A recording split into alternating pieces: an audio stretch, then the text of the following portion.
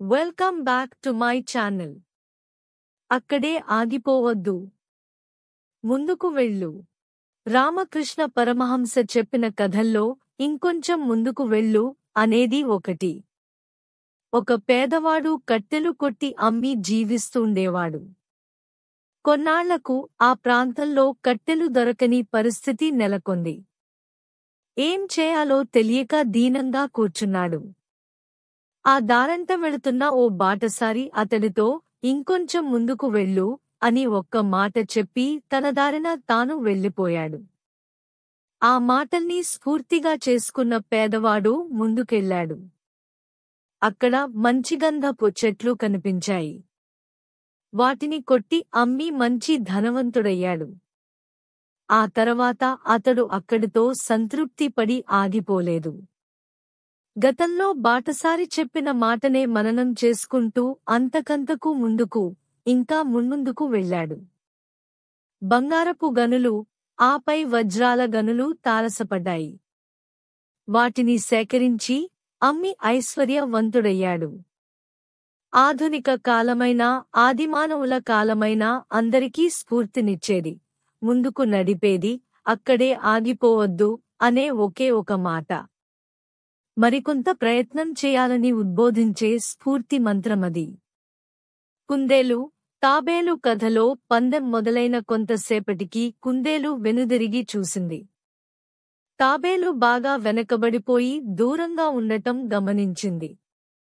అది తన దగ్గరకు రావడానికి చాలా సమయం పడుతుందని ఒక చెట్టు కింద విశ్రమించింది. తన వేగానికి తానే గర్వపడుతూ ఏమరుపాటుగా ఉంది.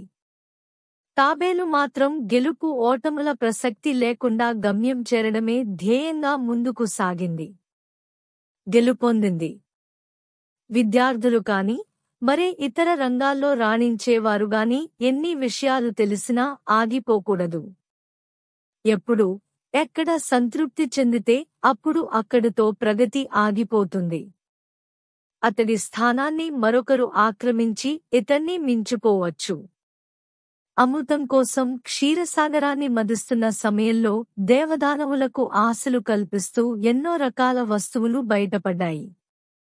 దేవతలుగాని, రాక్షసులుగాని వాటిని చూసి ఏ క్షణంలోనూ మురిసిపోయి సంతృప్తి పడిపోలేదు. అమృతోదయమే అంతిమ లక్ష్యంగా చేసుకుని యత్నం కొనసాగించారు. సీతాన్వేషణకు బయలుదేరిన హనుమంతుడు ఎవరూ దాటలేని సముద్రాన్ని దాటాడు. ఎవరికీ లొంగని లంకిణిని జయించాడు. ఇంకా ఎవరూ చేయలేని అనేక గొప్ప కార్యాలు చేశాడు. అయినప్పటికీ ఏ స్థితిలోనూ తాను పొందిన విజయానికి సంతృప్తి చెందలేదు. ఆయన అంతిమ లక్ష్యం సీతమ్మవారి జాడ తెలుసుకోవడమే. ఆ పని జరిగే వరకు ఎక్కడా సంతృప్తి చెంది ఆగిపోలేదు. మహానిర్వాణ తంత్రం అనే గ్రంథం గమ్య ప్రాప్తి పర్యంతం సాధన చేస్తుండవలసిందే అని చెబుతోంది. ప్రతివారూ ఒక గమ్యాన్ని నిర్దేశించుకోవాలి. దాన్ని చేరడానికి తగిన ప్రణాళిక రచించుకోవాలి. మధ్యలో ఏర్పడే చిన్న చిన్న ఆటంకాలకు బెదిరిపోకుండా, వచ్చే చిన్న చిన్న ఫలితాలకు పొంగిపోకుండా సమస్థితిలో ఉండాలి అనేది ఈ వాక్యంలోని అంతరార్థం. వేదాలు, శాస్త్రాలు, ఉపనిషత్తులు, ఇతర వాంగ్మయం ఏదైనా చెప్పే మాట ఒక్కటే: సాగితేనే ప్రగతి, ఆగితే అధోగతి. రంగం రాణింపు, స్థితిస్థాయి, వయస్సు, హోదా, కాలం, పరిస్థితులు ఏవైనా సరే ఎక్కడా ఆగిపోవద్దు. గమ్యం చేరే వరకు సాగిపోతూనే ఉండాలి. సర్వం శ్రీకృష్ణార్పణమస్తు. రేపటి భావి తరానికి బతుకు, భద్రతలతోపాటు భారతీయత కూడా నేర్పండి.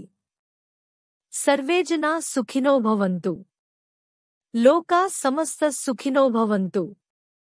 ఓం శాంతి శాంతి శాంత్యః. స్వస్తి. Thank you. Please like, share, subscribe my channel.